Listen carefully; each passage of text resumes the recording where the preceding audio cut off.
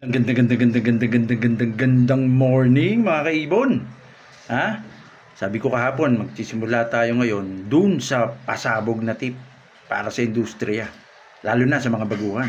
Pero bago yun, marami-rami na rin nag-PPM sa akin, mga nakaraang araw. Tinatanong nila kailan ba ako nagsimulang magsulat o magbigay ng kaalaman. Sabi nga nila, babalikan daw nila. Medyo marami-rami yun. Sana nga mabalikan, ano? Siguro kulang-kulang mga 7, 8 years na.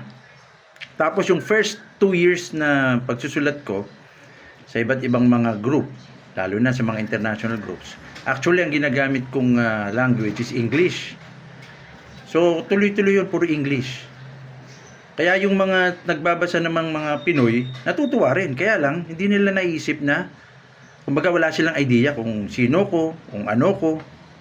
So dun sa pagsusulat ko ng English, doon ko nahagilap sila Wicus, Bandermerwe. Tapos hindi naman sa pagyayabang, no, nagkakasagutan kami ni Dirk Van den Abil kasi sumasagot-sagot ako dun sa forum niya o sa parang group chat niya. Tapos yung mga taga Portuguese, si Hugo Rocha, kaya dun ko nakakuha yung karakter na si Rocha.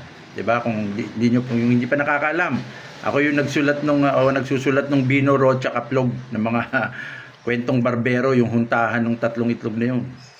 So yung first 2 years, English ang sinusulat ko lagi. Doon nagkakahuntahan kami ng mga international breeders. Kaya, laking gulat nitong mga kapwa Pinoy natin nang after mga magkukulang-kulang 2 years, nagsulat ako ng Tagalog. So sabi nila, oh, sir, Nanagalog pala kayo. Hirap kami. hirap na hirap kami mag-comment ng English. Duguan ng ilong namin eh. Yung pala, taga saan ba kayo? Sabi ko, Pinoy na Pinoy ako. so ngayon, buti siya nagtagalog kayo. Kasi nga, napag-isip-isip ko, parang maraming nakikinabang sa palitan ng kaalaman. Karamihan mga Pakistani, Indo, American, sa mga Portuguese, yung mga kaibigang mga Portugal. Sa Portugal, kasama nakalimutan ko isa yung nag-aalaga din ng long feather. Tapos may din sa eksperimento yun, may parang may electron microscope pa siya.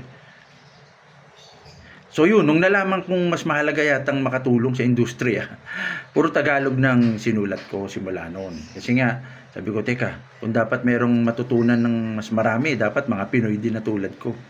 So, yun ang storya noon mga kaibigan. Kaya pag sinilip nyo itong Lovebirds and Color Genetics na page natin, at saka itong Jameson Yerevan na account, lately mga political yung nailalagay ko. Pero pag nag-browse kayo ng mas matagal, makikita nyo puro mga Tagalog na yung sinulat ko. Meron ding mga English kadalasan, pero karamihan Tagalog. Okay?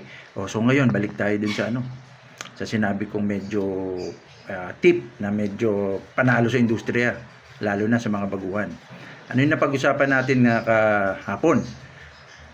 Across the board, ang mga parrots, they have similar DNA. Di ba? Napag-usapan natin yan. At least siguro 99%. Kaya nga, kung ano yung mga mutation sa ibang parrots at kung ano man yung mga mutation dito sa lovebirds, malaki ang chance ang mag-o-occur din sa ibang parrots. So nagkaroon ng, kunwari, hindi natin alam kung kailan talaga sino naunang may cinnamon. Kahit sino man mauna, may chance talagang magkakaroon din ng cinnamon sa Budgerigar, cinnamon sa Cockatiel, cinnamon sa lovebirds.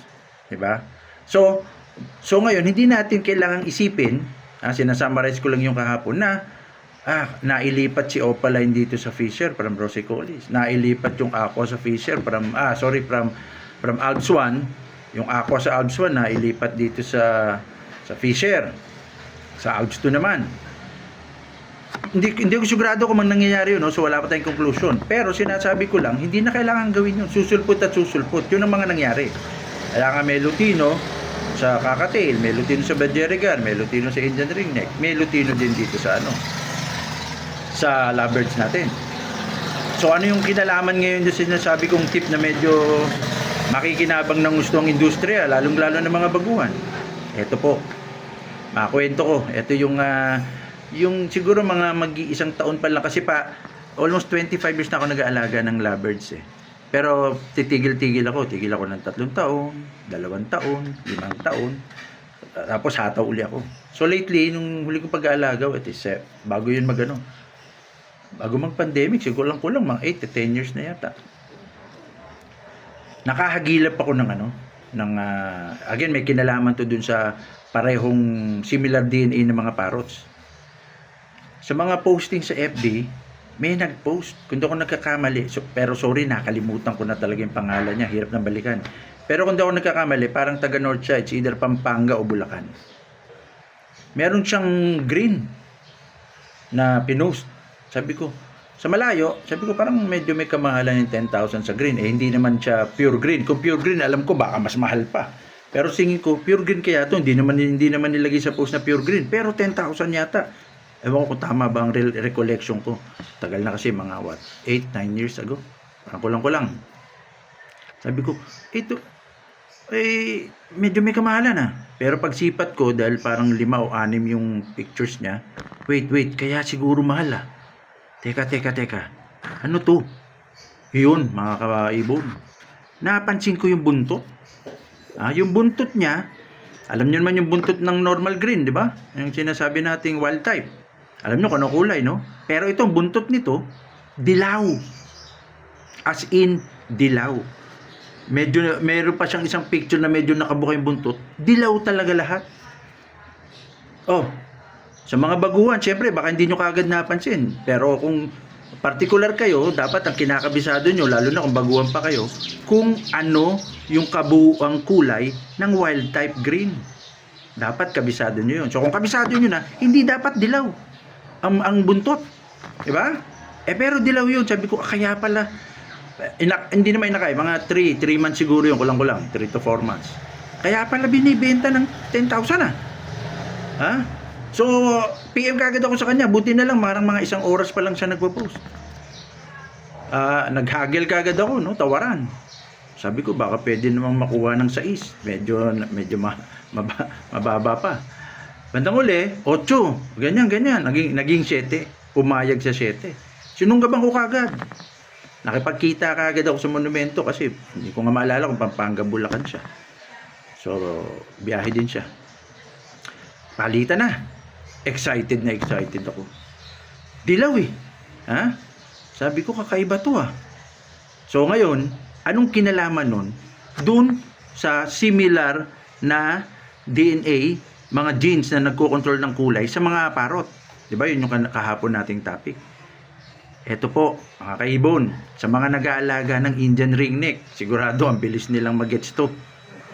Meron pong tinatawag na mutation sa Indian ringneck na clear tail. Ulitin natin sa mga hindi nag-aalaga ng Indian ringneck. Meron pong mutation sa Indian ringneck na clear tail. Mapapansin nyo yung may kahabaan yung buntot ng Indian ringneck. Ang mga clear tail ng Indian ringneck, pagka green, sa tinatawag na green series, didilaw yun. Dapat green lang din yun eh. Didilaw ngayon yun. Yun ang clear tail. Pagka blue series naman, puputi yun. Clear tail yung mutation na yun. So, anong sinasabi ko dito? Anong ibig sabihin? Hala. Sabi ko, hala. Alam ko kasing maaring kung ano man yung, katulad yung sinabi ko kahapon, kung ano man yung mga nag-o-occur o yung mga lumalabas na mutation sa ibang parrot, malaki ang tsansa o may tsansa, huwag na natin kagad sabihing malaki, may tsansa na sumulpot sa mga lovebirds. Diba na, ipaliwanag natin ng malinaw yan kahapon.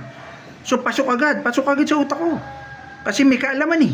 Yun nga yung sinasabi ko lagi, may advantage ang breeder pagka medyo may kaalaman sa color genetics. Sabi ko, excited ako ngayon. Hindi kaya clear tail itong nakakuha ko na materyales? Normal green. Sinunggaban ko sa 7,000. Kung clear tail to, panalo. Diba? Kasi nga may kaalaman. Yun yung sinasabi ko. Pag kayo natuto ng mga ganitong kaalaman, bibilis din ng utak nyo, bibilis din ng mata nyo. Diba? So ngayon, excited ako. Teka, bibigyan ko to ng mga 10 months to 1 year. Ibibreed ko to.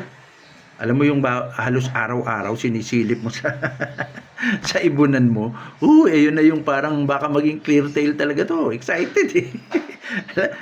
1 buwan, 2 buwan, excited talaga. Silip dito, silip doon.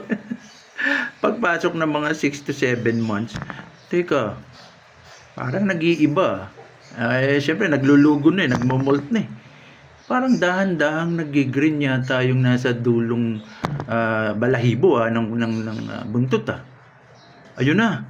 After 2 months pa, bumabalik yata sa pagka-green Ano nangyari dito? Alam mo yung bagsak bigla yung excitement mo. Nung nag-molt na ng 2 beses, nag-iiba na, bumabalik na sa, kumbaga, normal green ang kulay nung buntot. Sabi ko, ano to? Wala na, bagsak na. Nakipagsapalaran ako, di ba? 7,000 wala tayong magagawa. So, bandang uli, after mga 1 year, nag-aanak na siya, yung unang anak. Doon ko na pagtanto. Parang normal green ang kulay niya. Tapos kinasa ko naman siya sa normal lang din na kulay, hindi green, hindi ko na maalala kung blue or something. Ano nilabas? Naglabas ng pied lang yan. Single factor dominant pied pala yun. Yung pala yung isa sa mga parang indicator niya na parang pied pala siya. Kaya pala sabi ko, parang hindi din ganun ka-green to. Ayun, 7,000 ko pied, dominant pied. Hindi ko naman masisisi yung nagbenta. Kahit ako, pag may lumabas sa akin ganun, bebentahan ko rin siya ng ganun. Okay? So, yun.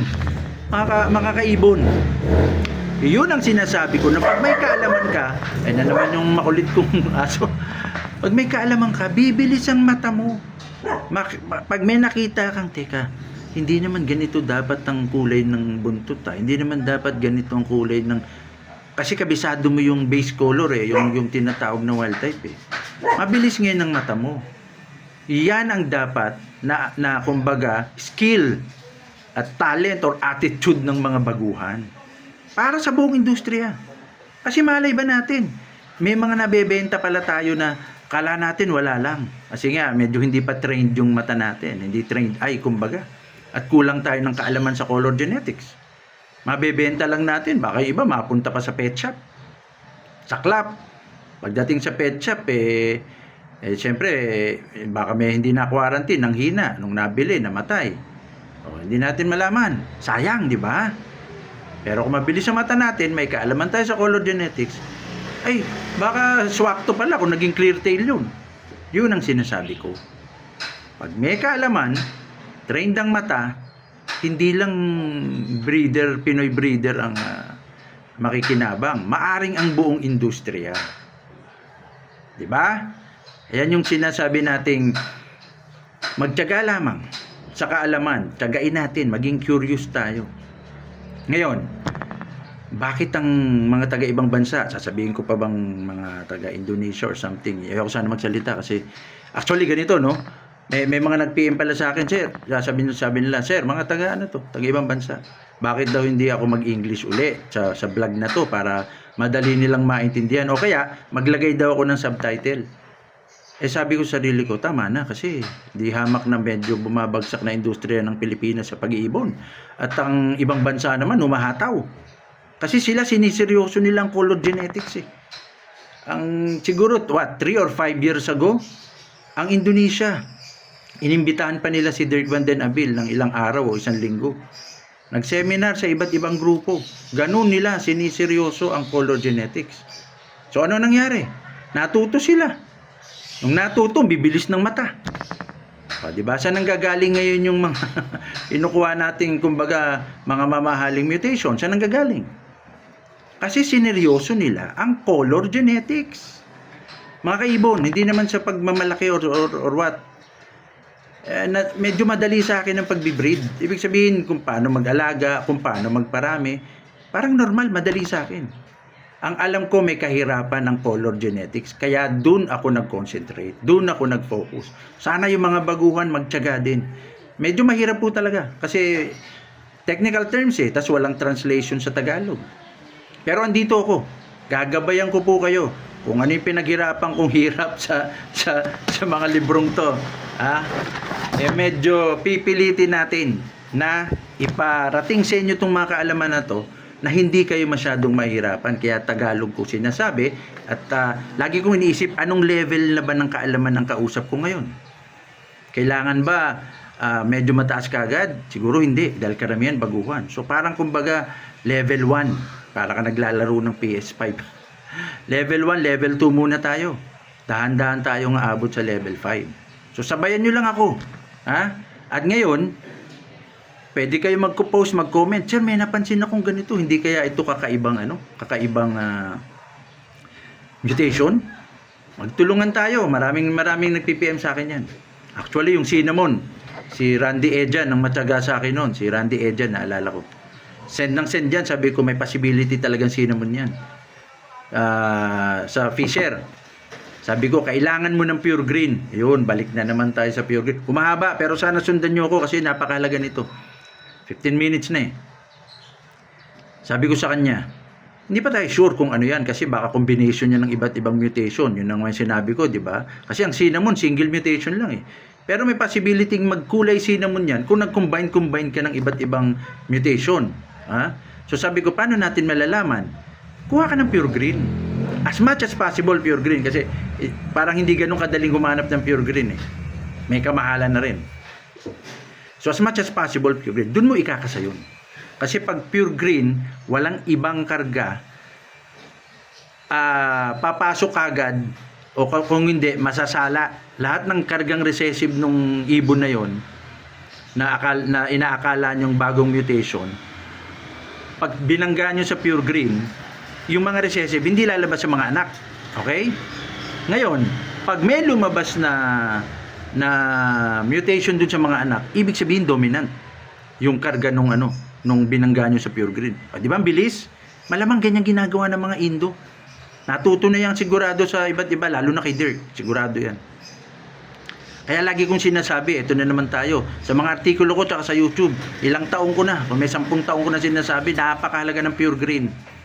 Napakahalaga. Sana dun sa mga may pera at may kakayahan, magparami kayo ng pure green kung may mahahagilap kayong pure green. Okay? Halinaw na tayo sa pure green. Pero siguro, mag-aalat tayo ng isang session para lang sa pure green. Advantages nito, benefits nito, at kung paano magbangga-bangga sa pure green. Darating tayo dyan. Antabay lang. So ngayon, kung yung cinnamon na yon, babangga mo sa pure green. Sabi na pag-uusapan namin, sabi ko, baka nga cinnamon yan sa Fisher. Baka lumabas. Diba? So ngayon, pag binangga niya sa pure green yon, kung may lumabas na cinnamon green, alam niyo naman siguro yung cinnamon green sa Rosicolis o sa Agswan. Pag may lumabas na ganun, naku, ang laki ng tsansa. Cinnamon yun malamang. At lalo na kung babae yun. Kaya pala, ito pa pala, kulang ng informasyon na nabigay ko. Kung yung inaakala nating cinnamon, dapat lalaki yun. Ang ganda. Kasi kung lalaki yun, kinasa mo sa pure green na babae, pag may lumabas na cinnamon green ng itsura at babae pa, napakalaki na ng chance na cinnamon pala yung nakuha mo na materyales. See? Malamang ganyan mag-isip na yung mga taga-ibang bansa. Kaya ang bilis nilang magparami o ang bilis ng mata nilang mapansin, baka nga ibang mutation to. Ito po yung sinasabi kong pasabog na tip. Siguro may mga veterano nang alam to eh. Pero dapat para sa akin malaman to ng buong industriya. Hindi dapat ito, hindi ko naman sinasabing sinasarili, no? Pero dapat ito pasabugin sa buong industriya. Nakatulad malamang ng ginagawa ng ibang bansa. Na ngayon, doon na tayo kumukuha. Dati sila kumukuha sa atin. Diba? Alam naman natin yan. So mga kaibon, marami pang ganyang mga tip. Medyo mahaba na lang talaga. Mag-comment kayo kung ano yung gusto nyo o may napansin kayo. Para may ganito mutation, sir. Ano ba dapat gawin? Yung sinabi nyo tungkol sa ibabangga sa pure green. Bibigyan natin ng oras yan. So, hinto muna tayo doon. Ulit-ulitin nyo lang to. Itong mga video na ganito. Para, kumbaga, papasok na kagad sa utak natin at mabilis na nating ma-pick up sa mga susunod. Okay? Hasta la vista!